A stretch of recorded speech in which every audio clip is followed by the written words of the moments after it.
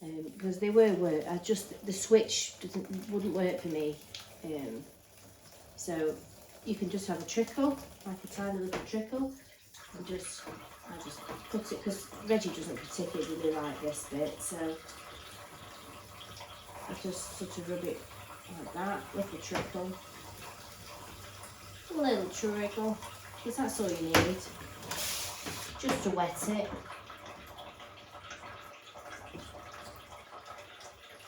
And then he can have his facial. You can also, another thing you can do, if you've got one that really doesn't like a face wash, I just manually use a sponge. Things like, dogs like pugs, some brachycephalic breeds, you know, Shih Tzus, flat-faced dogs, are not a fan. Because the water, because they've got such short faces, it's uncomfortable.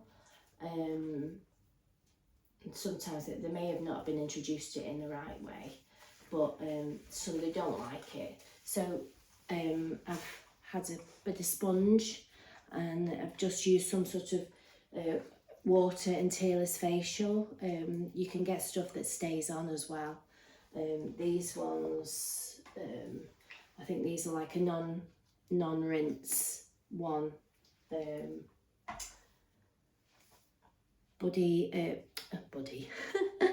Bugalugs as well. They do one as well. So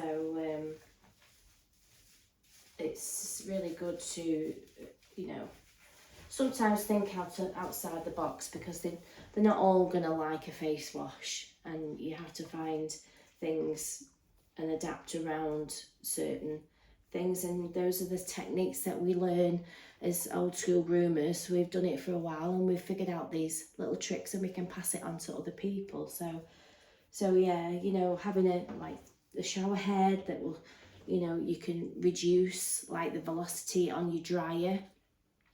Frightened dogs, you'll turn it down, won't you? So like a bit of sponge and water and you can just do it manually. Just wet the face manually. You can rub in the creases.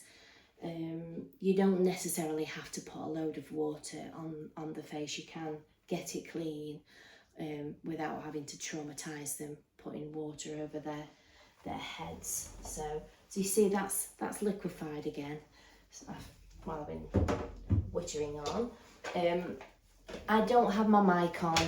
I haven't charged it up this year. I just wanted to see how the daily blogs went first.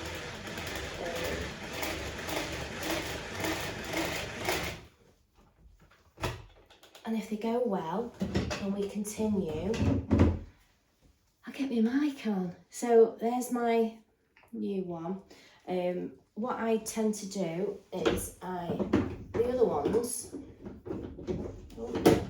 sit that in there. I've got a baby Milton bucket, and I use the Milton sterilising tabs, and I put those in here. And all the things that I work with, the other scrubbers, what I tend to do is rotate them through the day. So once I've used this on Reggie, I'll pop that in the Milton, and I'll get another one out, rinse it, ready for the next.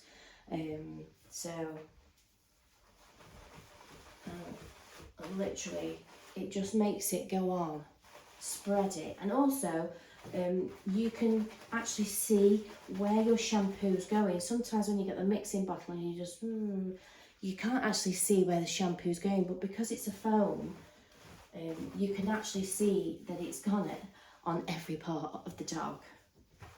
So,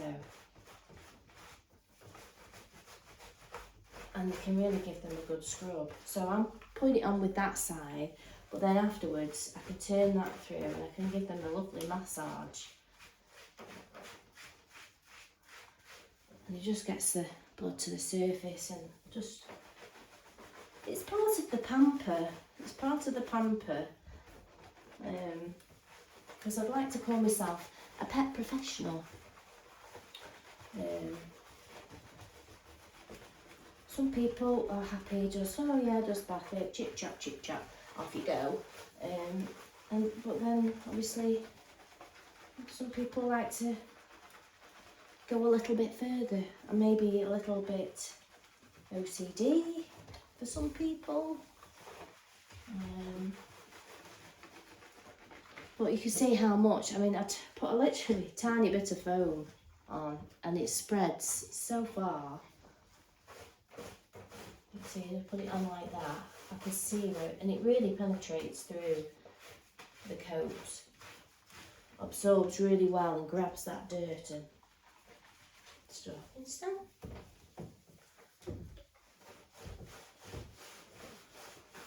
Spreads.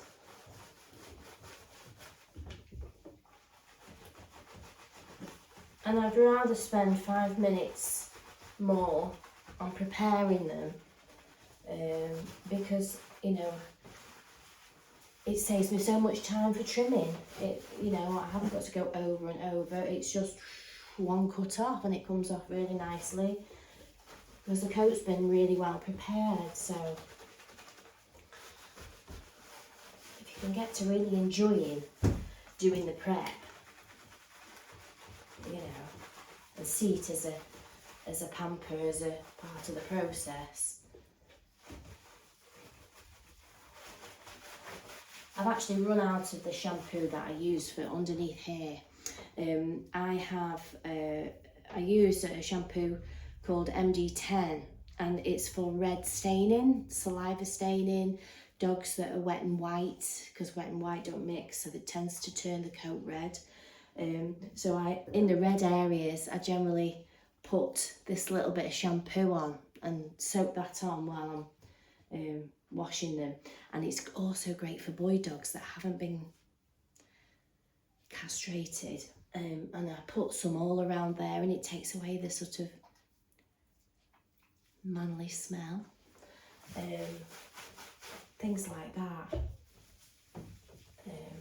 And I just find that that's like part of my service, you know, to they can visibly see the results. They can see what they're getting for their money, and you know, it's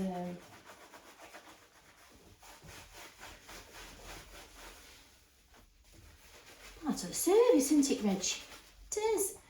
I'll just top this up, so put a bit more water in there. And I'll show you the magic. So I've got a little bit of leftover foam there. I'm going to put it on here.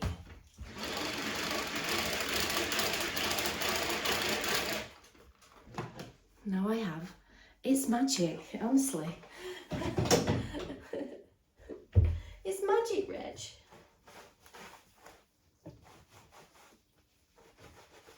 And what I'll do is I'll rinse him off and I'll repeat.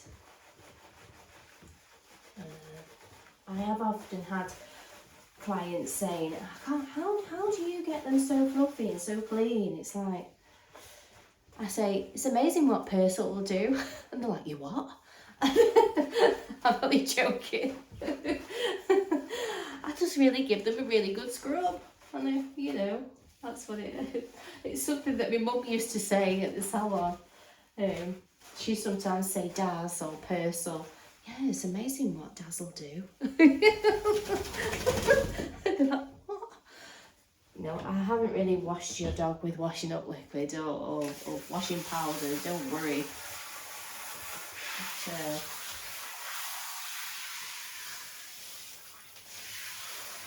just give that a quick rinse through. Good boy. Well done. And then I'll repeat the process. I always say the first shampoo is the one that gets the sort of the debris and the dirt and the initial one, and then the next one is the shampoo actually doing a clean and doing what it needs to do. So with this one, it's hydrating and it's going to volumize the coat.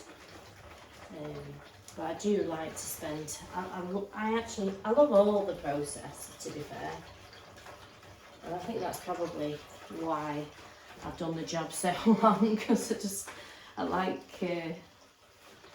the whole process. I also like a challenge, you know, like Reg didn't like it at first. He attacked the shower and he didn't like the blaster, and he was, you know, you'll see. If you click on his other video, you'll see. But it's nice to see a dog turn around and get so that it's just like a everyday groom, you know.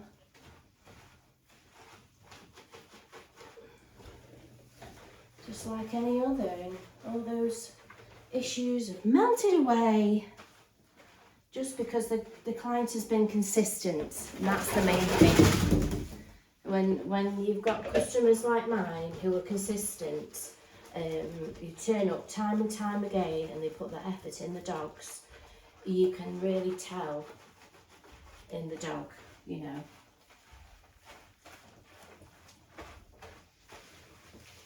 You really can. I mean, look at Milo. I'll have to put all these playlists down there for you to look at.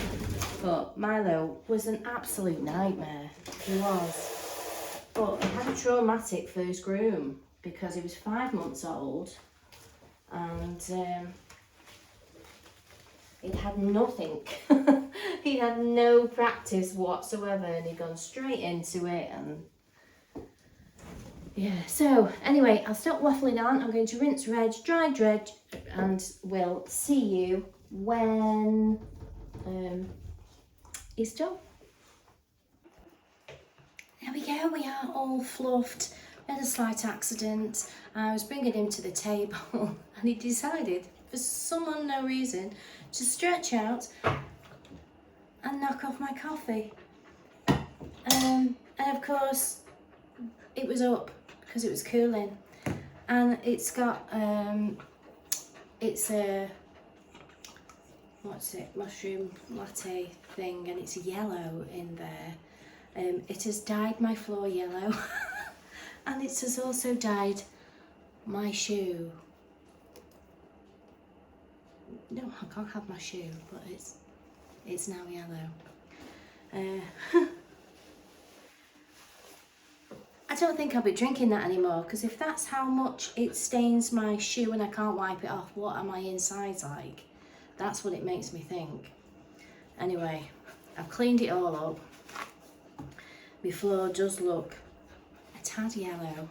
Maybe I'll have another go at it later, but I've now got, it took me a good 5-10 minutes to clean that up. So I haven't got my full hour for you trimming, but it's a good job it's all nice. And you see what I mean about how it's coat. Now I haven't put any sort of conditioner, so I've shampooed twice with the volumizing shampoo, and I've just used a spray in conditioner. I very rarely use conditioners on my coats because they come regular. I don't feel like they need heavy conditioners on there. I do put finishing spray on them, and I massage. I've got like miracle cream in there. I know, it's okay, I forgive you. I have different sprays that I use. I've got the ice on ice, Chris Christiansen. I just sort of kind of spray that in. I blast them 95%, get them 95% dry, put in the spray, and then I dry that in. That way that it leaves that nice finish. But yeah, it's really nice now. But literally what I tend to do is, because I've got separate areas, see how lush that is? I can leave my fingers in it. I'll have him brushed and combed and ready to cut on here. So I'll just show you. So then I can literally just, I didn't see that, did you? Let me tilt it down. See?